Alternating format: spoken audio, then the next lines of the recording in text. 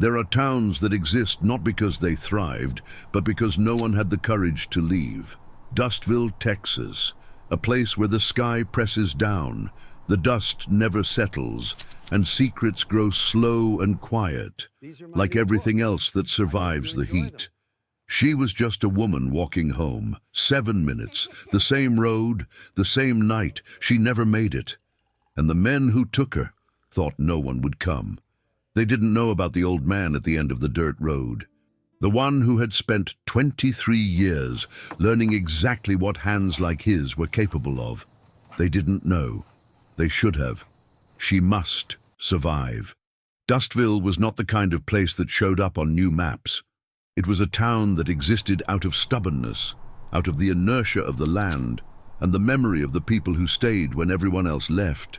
It sits in the arid heart of Texas, where the horizon is so flat and so wide that the sky itself seems to press everything down. In summer, the asphalt on Main Street softened in the midday heat. In winter, the wind came from the north with that dry cold that got into your bones without asking permission. And in autumn, the only season that treated the town with any kindness, the red dust rose from the dirt roads and left everything with that rust-colored tone that matched the feeling of the place perfectly, beautiful from a distance, worn up close. There was a gas station, a small pharmacy with half-empty shelves, a Baptist church made of white bricks with a neon sign missing a letter that had burned out 2 years ago and nobody had bothered to fix. A diner called Rosie's on the corner of Main and 2nd District, where the coffee was strong, the pies were honest, and people's secrets traveled faster than anything on television. And there was the sheriff's office, a low beige building with a rusted patrol car parked outside and a faded American flag trembling on the flagpole, as if it too was tired. That was the world of Dustville, small, predictable, apparently safe. But beneath that quiet shell, something had been growing for years, silently, with the patience of those who understand that small towns have short memories and easy trust. The Brotherhood had no headquarters, no sign, nothing you could point to and say, "It's there." It was more like water finding cracks, seeping through wherever the structure gave way, filling the spaces no one was watching. Men with money, with influence, with respected names in county politics and local churches.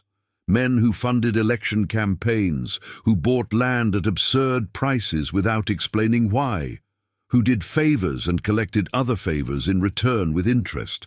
And at the center of all of it, Thomas Vane. He had grown up in Dustville, son of a Baptist pastor and a primary school teacher, good, honest people, the kind that appear in yearbook photos with that easy smile of someone who still believes the world rewards hard work. Thomas had been the smartest student in his class. He had won a scholarship to law school in Austin, had come back to the county years later with an expensive suit and a very clear idea of how power works when nobody is paying attention. Dustville had watched him grow up. Dustville trusted him. That was exactly what he had counted on. There were photos of Vane in every county commissioner's office. There was a plaque with his name on the public library he had renovated in 2019. A personal donation, a generous gesture, front-page news in the local paper. There were children in Dustville who had received school supplies with his name printed on the notebook covers, handed out at a Christmas event he had organized himself and photographed carefully. Men like that don't exist to do good. They exist so no one goes looking for the bad. Nobody talked about the Brotherhood out loud in Dustville, but everyone felt it. And it was in this town at the end of a red dirt road 2 kilometers from Main Street that Herbert Calloway had built the last 15 years of his life.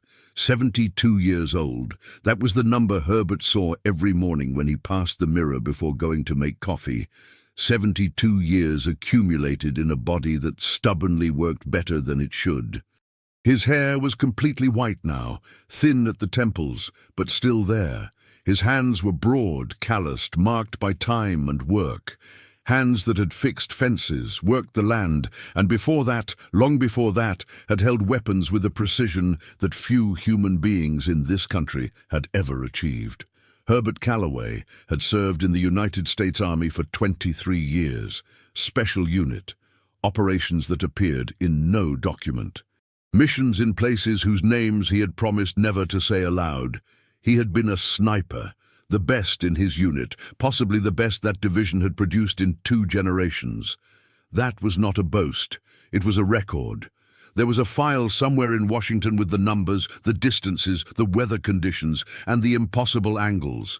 But that file was locked, classified, and Herbert had never asked to see it. He didn't need paper to know what he had done. When he left the army, he came back to Texas because it was the only place that still felt real to him.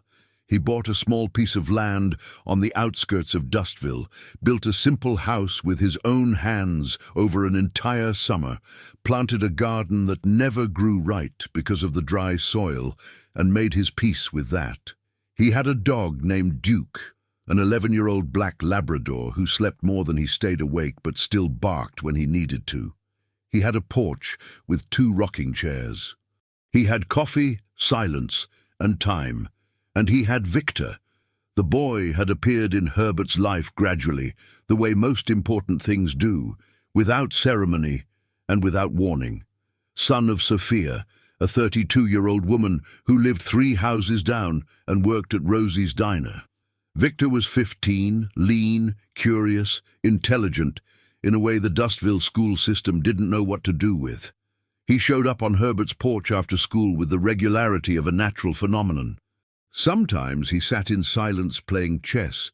Sometimes he asked questions about the army, about the world, about why Herbert lived alone in a town in the middle of nowhere when he had clearly seen much more than that. Herbert rarely answered directly, but he answered.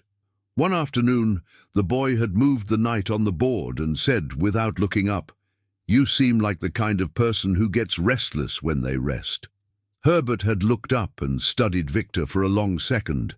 Then he went back to the board without a word. But inside, he had recognized something in that sentence, the precision of it, the way the boy had read something that he himself rarely admitted. Sophia, Victor's mother, was the kind of woman who builds the world around her without making noise. She worked double shifts at Rosie's twice a week, raised her son alone, knew every regular customer at the diner by name. She was beautiful in a tired way, the kind of beauty that survives hard work because it comes from the inside. She and Herbert had never had a long conversation, but there was an understanding between them, the silent kind that is sometimes more real than any word. She left a plate of food at his door every Thursday. He returned the container empty every Friday. That was their arrangement. Herbert had never said to anyone, not even to himself, in the rare moments when he allowed himself to examine his own things, how much that Thursday meal had become the center of a week, how he sometimes woke on Wednesday with something that wasn't exactly anticipation, but that felt like it. It was unacceptable, naturally. She was 32, he was 72. There was a mathematics there that didn't work out, but the heart doesn't ask the math for permission. It was on a Wednesday night that Sophia didn't come home. Victor knocked on Herbert's door at 6:42 in the morning. The old man was already awake. He always woke before the sun, an army habit that never went away. He was on the porch with his coffee when he heard the hurried footsteps on the dirt road. He recognized the rhythm before he saw the face. He opened the door before the boy knocked again. Victor was breathing hard, his eyes red from no sleep, wearing an expression that Herbert recognized immediately. It wasn't the fear of darkness or nightmares. It was the concrete, real fear of someone who knows something has truly gone wrong. "My mum didn't come home."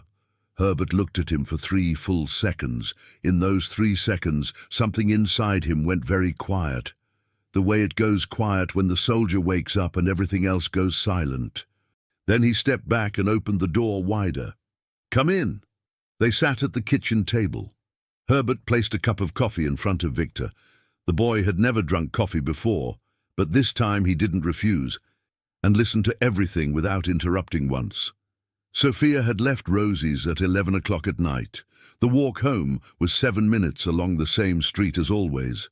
Victor had waited until midnight, then until 1 in the morning, then had tried calling 6 times with no answer.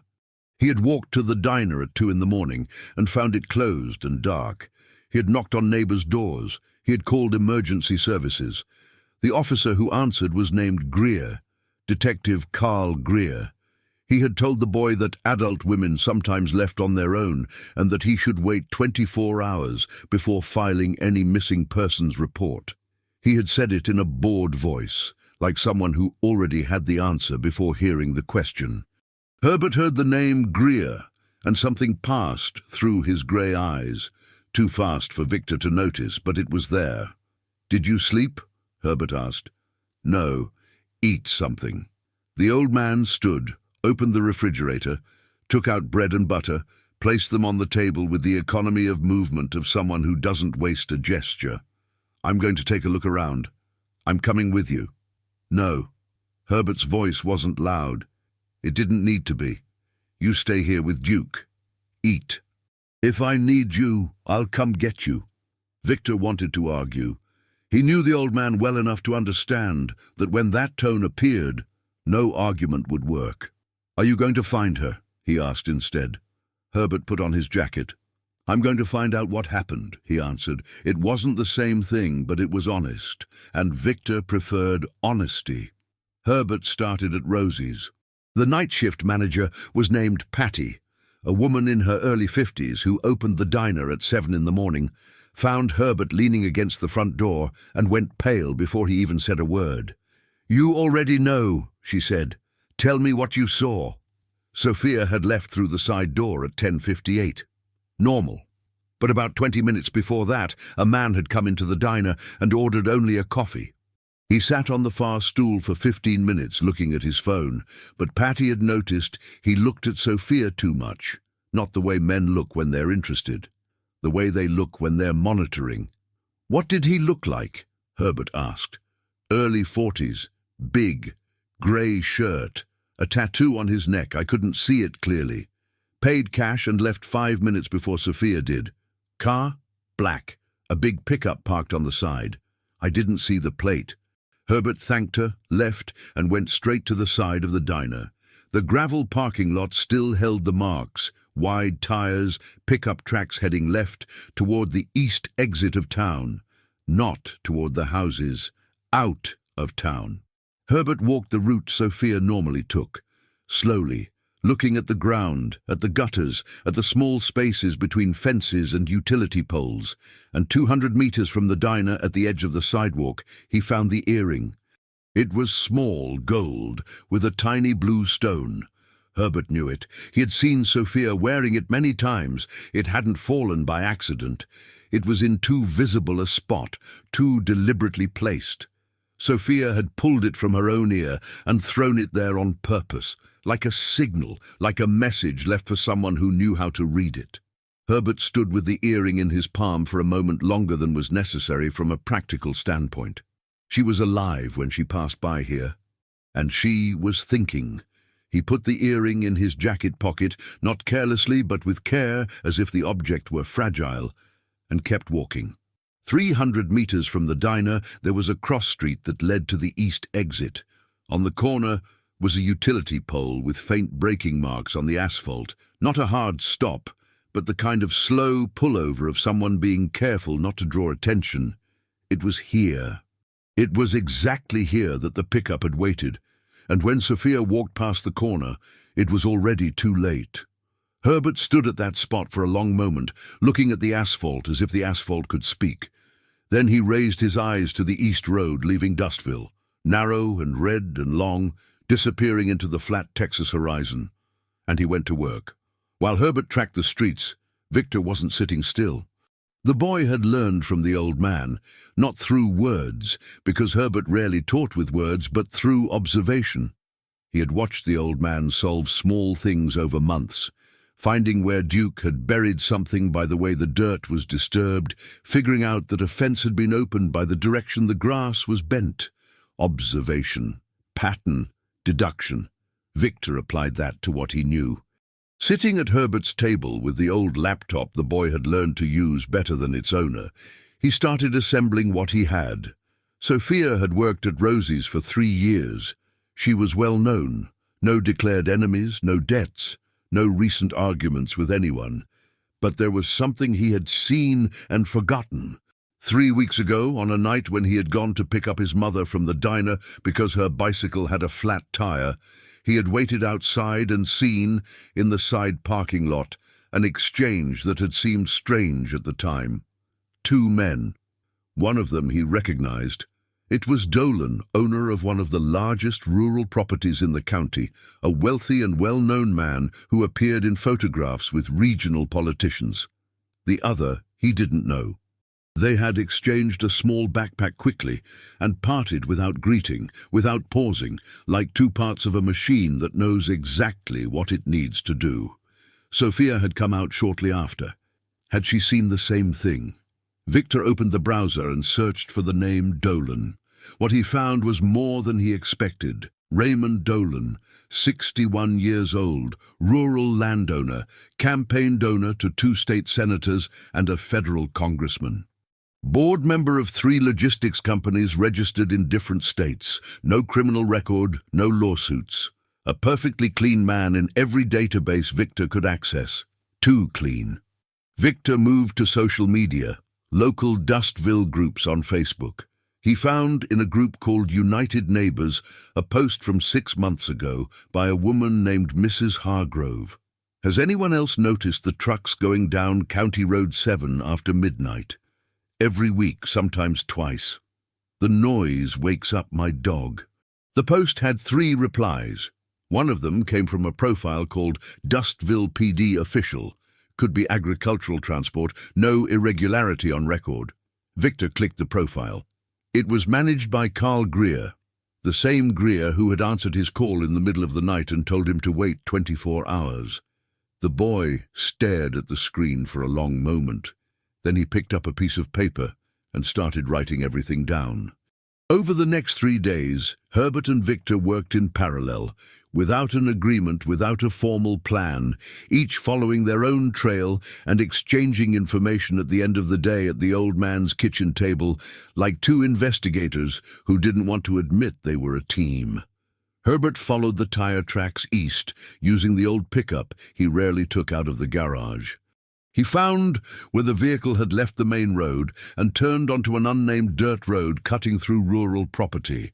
The gate was locked with a chain, but the ground around it showed heavy use. The dirt was packed and compacted the way it gets when many vehicles pass the same point over a long period of time. He didn't go in. He turned back. He studied the physical county map he had kept for years, out of military habit. The property was registered in the name of a company called Red Star Logistics LLC. Victor, with the laptop, found that Red Star Logistics was a subsidiary of another company, which in turn was connected to a name, Thomas Vane. Lawyer, political advisor, a man who appeared in photographs alongside Dolan, alongside senators, a man who had been born in Dustville, had grown up in Dustville, and according to an old local newspaper article, had never forgotten where he came from. The Brotherhood had a face now. It had a name. It had structure. And it had, in the person of Thomas Vane, that specific quality that made everything harder. He was not a monster. He was an intelligent man who had made intelligent choices for many years, and who had built around himself a protection made not of violence but of gratitude, of dependence, of an entire town that owed him something. On the 4th day, Herbert found the warehouse. It was 23 kilometers from Dustville down the East Road, then 6 kilometers of red dirt road that shook the teeth of anyone driving it. It sat at the back of a property that at first glance looked completely abandoned. Tall vegetation, a ruined wooden house at the entrance, old fences, but Herbert had learned decades ago that abandonment can be a carefully maintained illusion. He left the pickup hidden in a ravine 1.5 kilometers away and went on foot. He crawled through the last 300 meters with the patience of someone who has time. The sun was going down, the shadow of the tall grass covered him well, and the lateral light of late afternoon created shadows that revealed structures and movements that the midday sun hides. What he saw through the binoculars was enough. The warehouse was large, metal, with a pitched roof. 2 men outside on patrol, one at the front, one at the back. Armed but inattentive in the way people become when they have been on guard duty for many hours and nothing happens. A black pickup parked on the side, a white windowless van at the back, and near the side entrance, leaning against a metal pillar smoking a cigarette, was a man Herbert recognized immediately. Carl Greer, in uniform, his badge catching the light of late afternoon. Herbert looked at that for a long moment, his jaw set, his eyes expressionless. There was something almost sad about it, not for Greer, but for the inevitable logic of how things work when a man with authority decides that the authority belongs to him, not to the badge. Dustville had trusted Greer for years. Dustville had slept more peacefully because of his name on the station door. Then he counted the visible men, then counted the shadows moving behind the dirty high windows. Then he closed the binoculars, turned around in the dark, and left without making a sound. When he got home, he found Victor sitting on the porch waiting with a cup of cold coffee and the look of someone who had also found where it was. Herbert stopped at the bottom of the steps and looked at the boy. "How did you find it?" he asked. "Mrs. Hargrove," Victor answered. "The trucks used to go down County Road 7. I rode my bike to the end of that road. Saw the property entrance, saw the tire tracks. I didn't go in," he added, anticipating the reaction. "But I know where it is." Herbert stood still for a moment, then said, "Come inside." They sat at the table. Herbert put the map in front of Victor. The boy pointed. It matched exactly what Herbert had found.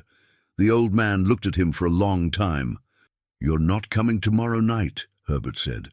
"I know, and you're not going to follow me." Pause. "Victor, I heard you." Herbert knew, at that moment, with the certainty of someone who had read people his whole life, that the boy was going to disobey. There was nothing he could do about that now, so he did what he could. "If something happens," he said, folding the map calmly, "you do not enter that warehouse. You stay on the perimeter. You only move if you need to get out. Understood?" "Are you going to need help?" Victor asked. "I'm going to need you alive and out of the way." "It's the same thing." Herbert held the boy in his gaze for a moment longer than necessary. What he saw unsettled him in a way he couldn't fully name. A boy who had grown up too fast that week, who was carrying a weight that wasn't his to carry, and who was carrying it anyway with that quiet stubbornness that Herbert had seen in very few human beings and always recognized when he found it. Victor reminded him of someone. Herbert didn't allow himself to think of who. "Go to sleep," the old man said. That night, after Victor left, Herbert went to the back room of the house. It was the only room he always kept locked. No sign, no indication. Just a solid lock on a heavy wooden door that didn't match the rest of the simple house. Duke never stayed near that door. As if the dog understood with the sharpened instinct of old animals that there was something in there that belonged to a different world. Herbert put the key in the lock. He stood with the key in his hand for a moment before turning it. He had imagined, when he bought this land and built this house, that he would never open that door again. It wasn't naivety. He knew the world doesn't ask permission. It was more like an agreement he had made with himself, that the 23 years he had spent inside those skills had ended when his contract ended, that he had given all of that back to some place inside himself where it would be kept, respected, and silent. The door opened without creaking. He kept it lubricated because some things must be kept working even when you pray you'll never need them. There was something ceremonial, almost painful, in the way Herbert entered that room, as if crossing that threshold meant admitting something he had spent the last 15 years refusing, that the soldier hadn't gone away. That those hands, no matter how many fences they had fixed and how many times they had stroked the muzzle of an old dog, still knew things that the hands of a retired farmer shouldn't know. The room was small, dry, with shelves on every wall. The collection was there as it had been for 15 years, disassembled, wrapped in cloth, stored in leather cases and wooden boxes with the same obsessive care a musician gives to instruments he no longer plays but cannot throw away. Herbert stood for another moment looking at all of it. There was a photograph on the only wall without shelves, small, simply framed, taken somewhere that wasn't Texas. Different vegetation, different light. He was younger in the photo. Younger than Victor's age seemed possible right now. There were other men around him, but the focus was on him, smiling in a way Herbert rarely smiled these days, with his whole face without reservation, a smile that didn't yet know what was coming. He looked at the photograph for a while, then turned his back on it and went to work. First, he chose the rifle.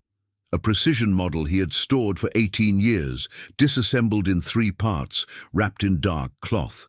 He knew it as well as he knew his own hands. He disassembled it completely, cleaned each part with the right oil, reassembled it, tested the mechanism 10 times. Perfect. The scope was impeccable.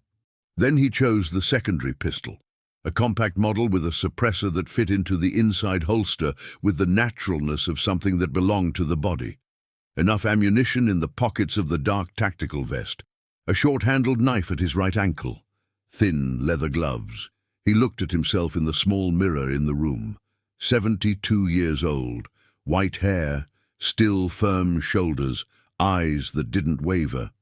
He thought of Sophia pulling the earring from her own ear and dropping it on the sidewalk as a signal for someone who knew how to read it.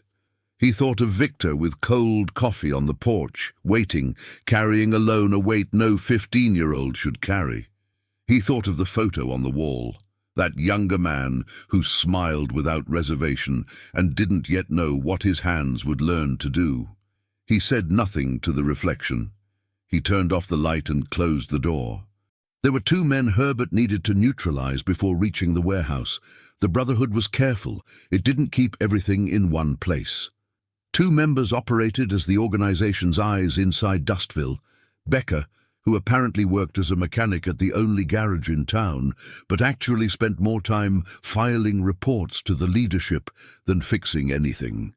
And Price, who lived in an isolated house on the north side and who had been seen talking with Greer in the blind spots of the station's security cameras. Those 2 were the eyes. As long as they were active, any movement toward the warehouse would be anticipated.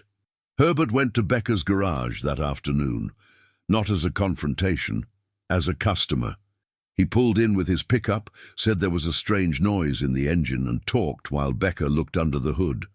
During that casual conversation, he extracted with the skill of someone who had spent years conducting interrogations without the other person knowing they were being interrogated, enough to confirm what he suspected. Becker mentioned the name Vane once, quickly, as if it were natural, as if it were obvious that that name circulated in his life. Like Thomas Vane was the kind of man whose name comes up in conversation naturally, like the weather or cattle prices, a presence so constant that people stopped noticing it was there. Herbert paid for the diagnosis and left. That night, at 11:40, when Becker came out the back door of the garage with a backpack over his shoulder, Herbert was waiting in the shadow. There was no noise. Price, at the isolated house in the north, lasted even less time. It was 2 in the morning when Herbert came home, cleaned his hands, drank a glass of water, and sat on the porch for 15 minutes, listening to the silence of Dustville. Duke came over and pressed his muzzle against his owner's knee. "I know," Herbert said quietly. At 3 in the morning he left. The pickup stayed in the ravine, 1.5 kilometers away. Herbert went the rest of the way on foot, through the open Texas countryside that at that hour of the night was as dark as the bottom of a well and as silent as a sealed room. The sky was full of stars, the kind of sky that only exists far from big cities, where there is no artificial light polluting the horizon. He didn't need a flashlight. He had learned to move in the dark a long time ago. It took him 20 minutes to reach the perimeter of the property. He stood still in the darkness for 10 minutes before moving, observing, listening, letting his eyes adjust completely. The warehouse ahead was partially lit from inside, light leaking through the cracks in the high, dirty windows.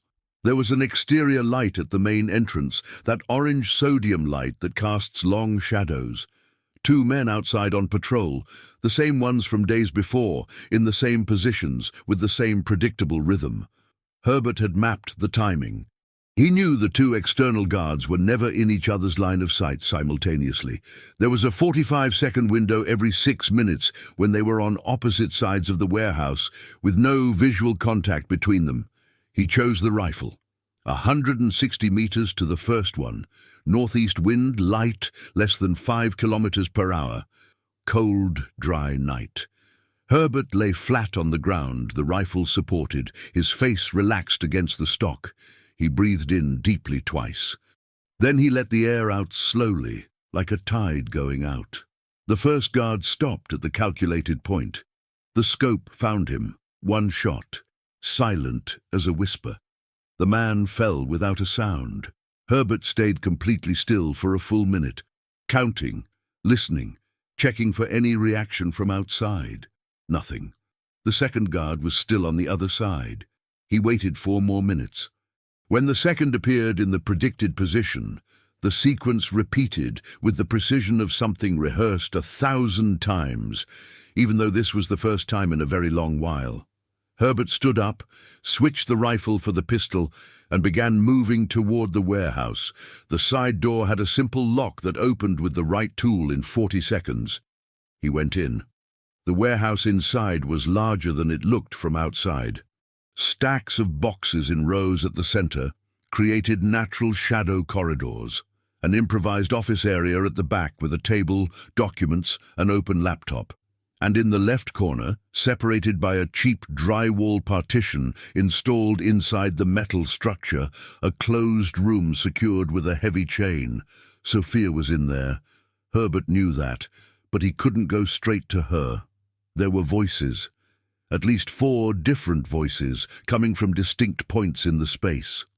There was also the smell of cigarette smoke, of greasy food, of men who had spent many hours in an enclosed space. Herbert stood still in the dark for a moment, mapping the sounds the way he had learned to do in places where a mistake cost you your life.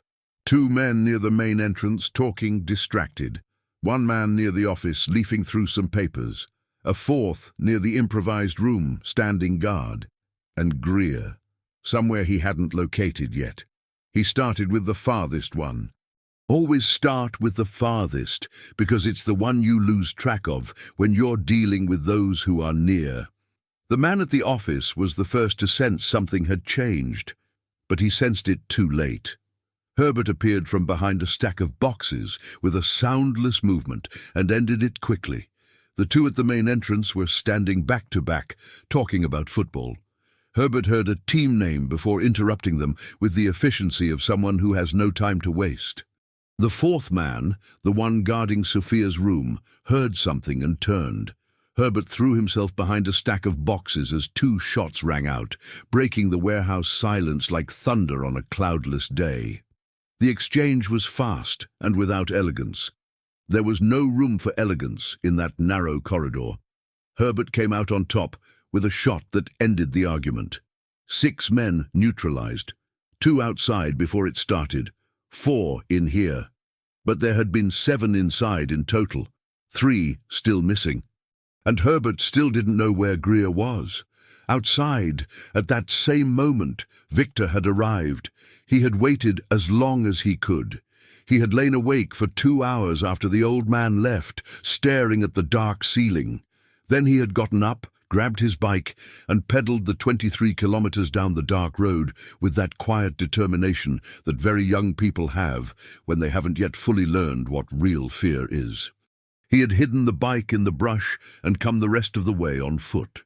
He stood in the dark, looking at the positions of the external guards who were no longer there. He hadn't understood what that meant until he heard the 2 shots from inside the warehouse shattering the pre-dawn silence as if the Texas quiet had been split in half. Victor crouched by instinct, then stood up and began approaching along the route he had mapped mentally. The south side, where the old fence had a collapsed section that allowed passage without opening a gate. He had planned that without admitting to himself that he was planning. He went through the fence. He reached the warehouse perimeter. That was when he saw him. Trog, that was what the others called him. A nickname that had stuck because no other name seemed to fit that massive man, nearly 2 meters tall, thick neck, jaw jutting forward like a permanent threat. He had come out the back door when the shots started, not to engage, but to sweep the perimeter. That was his function when things got complicated. Find outside intruders, and he found Victor. The man's eyes fixed on the 15-year-old boy with the expression of someone who isn't surprised, only satisfied in a primitive and ugly way. Victor ran. Trog was enormous but not slow. He gained speed in the first few meters with the brutal momentum of someone with enough mass to turn any movement into force. Victor was smaller, more agile, able to cut quickly and change direction, but the ground was treacherous in the dark, uneven, with holes and rocks and tall grass that grabbed your ankle if you didn't lift your feet high enough. The boy ran toward the back of the property. While running, his eyes sweeping the darkness ahead, he had noticed something when he arrived. An old wooden structure he had registered in the corner of his mind without knowing why. An old cattle pen, abandoned for years, with rotted posts and rusted barbed wire loosening in dangerous loops. In the dark, it looked like just a dense shadow, a mass of wood and metal forgotten by time. Victor passed around the outside of the structure on the right, close to the rotted planks. Trog didn't slow down, didn't calculate. He went straight through. The central post had been holding the weight of the entire structure for years. A weight that had increased with rain, with time, with the oxidation of the metal. When Trog ran over the fallen wire at the entrance to the pen, his weight was enough to destabilize what was already at its limit. The post gave way. The entire structure, heavy wooden beams, spiraling barbed wire, years of rust and accumulated decay, collapsed inward on top of him with a dull, metallic and final sound. Trog hit the ground with a cry that cut through the Texas pre-dawn. Victor stopped, turned, stood looking at the wreckage for a moment, the man pinned underneath, his ankle twisted at an impossible angle, the barbed wire wrapped around his arms and legs, the weight of the wood preventing any real movement. Trog wasn't going anywhere. Victor looked at his own hands in the dark. Clean. Back inside the warehouse, Herbert had found the 5th man trying to escape through a back window. He had heard the noise, anticipated the movement, and was in position when the window opened. Brief and uncomplicated. The 6th had hidden behind the boxes with a shotgun and waited, which was the smartest thing to do and still wasn't enough, because Herbert had spent years learning that the silence of someone trying to be silent sounds different from true silence. 6 inside, 1 left, Greer. Herbert moved through the warehouse in a systematic pattern, every quadrant, every shadow, nothing. The improvised office, nothing. The box corridors, nothing. And then he heard the sound coming from inside the drywall partition where Sophia was. He didn't run. He never ran. He went slowly, close to the wall, and reached the improvised door of the room. Greer was inside. He had the pistol aimed at Sophia, who sat with her wrists bound to a metal chair, a fresh cut on her face, but her eyes... Sophia's eyes were steady with that steadiness Herbert had recognized in her long before this. The same steadiness of someone who works double shifts and raises her son alone and leaves a plate of food at the old neighbor's door on Thursdays. A steadiness that didn't come from never having been afraid. It came from having been afraid many times and continuing anyway. "Calloway," Greer said without turning his head because he had heard the footsteps. "I knew it was you. From the beginning I knew." Herbert stood in the entrance, pistol in hand, the angle calculated in less than a second. Greer was partially covered by Sophia's position, partially. "Put the gun down, Carl. You won't shoot with her in the way." "No, I won't." "Then put yours down." "That either." Silence. The two men looking at each other over Sophia's head, who remained absolutely still. Not from fear, but from intelligence. She had understood the mechanics of that moment, and there was something in seeing her like that. Bound, with a cut on her face, but with clear eyes and a working mind, that Herbert filed away somewhere that was not anger and not relief, but that was real in the way few things are real. "You have no way out, Carl," Herbert said. "Your men are done. Becker and Price aren't coming, and Vane will hear what happened here and cut you loose before you open your mouth." Something crossed Greer's face. Doubt. It wasn't fear of Herbert that shook him. It was the mention of Vane. Because Herbert had gotten it right. The Brotherhood didn't leave witnesses, not even its own. "Vane will protect me," Greer said. "Vane will make you disappear," Herbert answered. "That's what he does to the ones who fail." A pause. "You think you're the first? You think Dustville was the first town where he built a library and handed out school supplies to children and put a Greer in the police station?" The silence that followed was different from the one before. Heavier. Greer knew it was true. He had probably always known. It was the kind of thing a man can know and keep functioning as long as it's never said out loud, never spoken in front of a pistol, in a warehouse at 3 a.m. with his own men on the floor around him. Said out loud, it became impossible to ignore. The silence lasted 3 seconds, and then Sophia threw her body sideways with every force she had. The chair toppled, she fell with it. She came out of the line of fire. Herbert shot. Greer shot too, by reflex, because reflex doesn't consult the brain when the trigger has been under pressure for too long. Greer's bullet caught Herbert in the left shoulder. Herbert's bullet didn't miss. The corrupt officer of Dustville fell backward and didn't get up. Herbert leaned against the drywall partition. The pain in his shoulder was intense, the kind that explodes first and then turns into a deep, constant burning. He had enough experience with gunshot wounds to know he hadn't hit anything vital, but he also knew that blood that leaves doesn't come back. He slid down the wall to the floor slowly, his hand pressing the wound. Sophia had gotten up from the toppled chair, her wrists still bound in front of her. She came to Herbert on her knees and pressed her shoulder against his. "Are you—" "I'm on my feet." "You're not on your feet." "I'm on the floor." "It's different." Sophia looked at him for a moment. Her eyes, at that moment, were something else entirely. Not the steadiness from before, but something more open, more exposed. The kind that appears when danger passes and the body hasn't received the message yet. Herbert met that look and didn't look away. It was the most honest thing he had done in a long time. Then she said, with the voice of someone focused on a problem, "I need you to cut this rope." He pulled the knife from his right ankle with his good hand. He cut.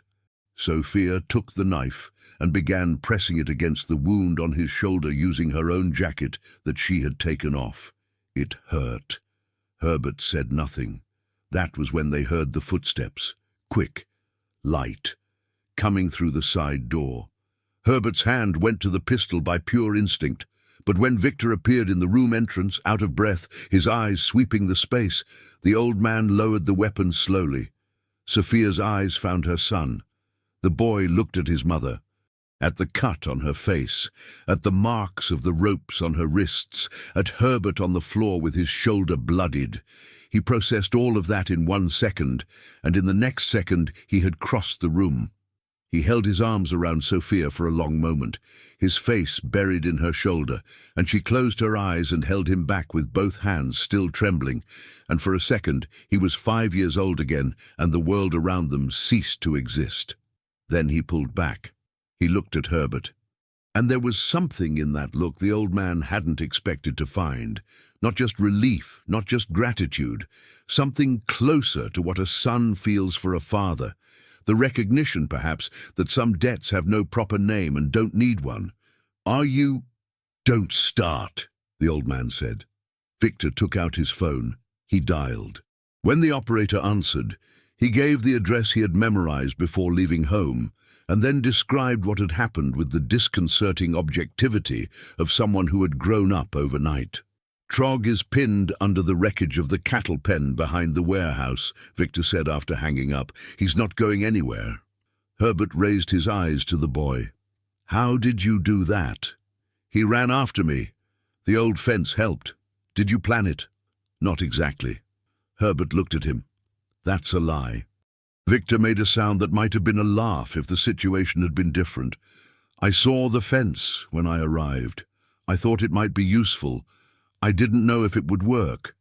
And it worked. Yes." Herbert looked back at the metal ceiling of the warehouse, then said, in a low and steady voice, the way someone assesses a result carefully, "Good instinct." For a man who didn't give compliments, that was a great deal. Victor looked at the floor to hide something on his face that didn't have a name yet, but would stay there for a long time. The sirens arrived 22 minutes later. It wasn't just the local department. There were county patrol cars, an ambulance, and 2 unmarked vehicles that arrived afterward with men in dark suits who had the air of people who had come from far away and didn't intend to give many explanations. Herbert was put on the stretcher with the minimum resistance someone of his stubbornness was capable of offering. Sophia was examined, the cut on her face, a bruised wrist from the ropes, the exhaustion of 3 days of captivity.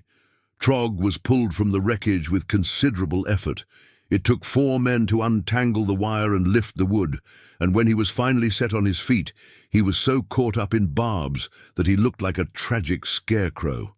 The broken ankle guaranteed that the walk to the patrol car was slow and humiliating.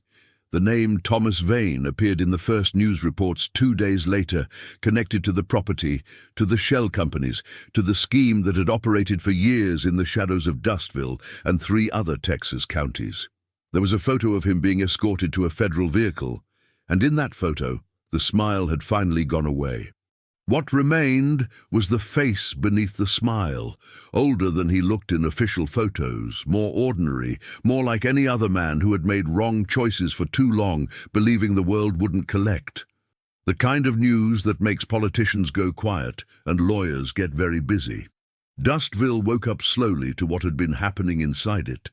Not with complete surprise. Small towns are rarely completely surprised, they only pretend to be. But with that mixture of shame and relief that happens when a secret everyone sensed finally comes to light. There were those who said they had always known. There were those who stayed quiet, which was more honest. The library with Vane's name was quietly renamed 2 months later, without ceremony. Nobody had to ask. It was the kind of thing that happens when a town decides, without voting, without a speech, that some names don't deserve to stay on the walls. 3 weeks later, Herbert was on the porch. His left arm was still immobilized. The surgery had gone well, but the recovery would take months. The doctor had said that with emphasis. Herbert had listened with the expression of someone who has just heard a weather forecast and isn't particularly impressed by it. Sophia appeared at 4 in the afternoon with a plate of food. She put it on the porch table, sat in the second rocking chair without being invited, for the first time, and looked out at the red dirt road for a moment. "You could have told me you were looking," she said. "You were kidnapped. It would have been difficult to tell you before, when you started." Herbert was quiet. "I didn't want to worry you." "Worry." Sophia repeated the word with a tone that contained an impressive number of things without saying any of them. "I spent 3 days tied to a metal chair." "I know. And you spent time on the floor of a warehouse with a bullet in your shoulder." I know that too.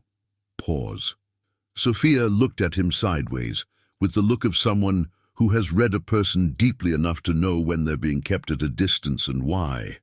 Herbert, she said, with a quieter, more direct voice, why do you have two rocking chairs if you never have visitors? Herbert looked out at the road for a long moment. Hope, he said finally. In a way, that was not a joke. Sophia was quiet. Then she nodded slowly, the way someone does when they've just received an answer they weren't expecting and are deciding what to do with it. Victor told me you complimented his instinct, she said after a moment, leaving the other subject where it was, unresolved but acknowledged. I said it was good instinct. That's not a compliment. It's a technical assessment. Sophia looked at him. Then very slowly she smiled, the kind of smile that starts small and doesn't expand much, but is real in the way small, real things are. Thank you, Herbert. The old man didn't respond, but he tilted his chin toward the plate of food. Is that chicken? Chicken and rice. Good. Duke came out through the half-open door and lay down between the two chairs with a long, satisfied sigh, like someone who has finally arrived where they wanted to be. The red dirt road went quiet in the Texas afternoon. No siren, no engine sound, just the light wind that sometimes passed through Dustville, like a reminder that the world was bigger than that town, but that town was enough. Victor appeared around the bend in the road 20 minutes later, coming from school, backpack over one shoulder. When he saw his mother on Herbert's porch, he stopped for a second, then kept walking. He came up the steps, looked at the two of them, at the food, at Duke. At the chessboard, Herbert had placed on the table without anyone asking. He pulled out his usual chair and sat down. You start, he said to the old man. Herbert looked at the board. He moved the king's pawn 2 squares forward with his good hand. The afternoon continued, and Dustville, Texas, slowly went back to being just Dustville, a small town on a long road in the arid heart of Texas, where the sun rises slowly, the coffee is strong, and some stories stay in people's memory long enough to change something in them. That kind of story doesn't usually have heroes. It usually has people who did what needed to be done, and an old man with steel-grey eyes who hadn't forgotten anything.